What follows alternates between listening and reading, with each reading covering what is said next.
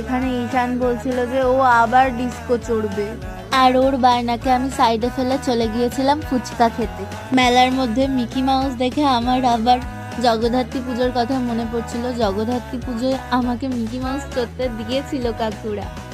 আর জানো, মেলার সেকেন্ড ডেতে আমি বন্দুক দিয়ে বেলুন ফাটাতে পেরেছিলাম ফার্স্ট চান্সেই। তবে কি পেয়েছিলাম জানো? একটা রাবার ব্যান্ড। মেলায় সবাই ঘুরে টুরে বাড়ি চলে গিয়েছিল, কিন্তু আমি চলে গিয়েছিলাম সেই কি রিংটা কিনতে। কিন্তু ওখানে এত এত কালার ছিল যে আমি কোনটা নেব সেটা বুঝতেই পারছিলাম না, আর জ্বালিয়ে খাচ্ছিলাম প্রীতমকে। আমি ওকে বলি যে ভাই এটা নেব, বলে নাও। আমি বলি ভাই এটা না ওটা নেব, ও বলে নাও। তারপর যেটা অল্প পছন্দ হয়েছে সেটাই নিয়ে নিয়েছি। শেষে দেখি আমার মাও আমায় ছেড়ে যায়নি, আর এখানে আমি একটু নাটক করছিলাম। যেও না, আমায় ছেড়ে যেও না। টাটা।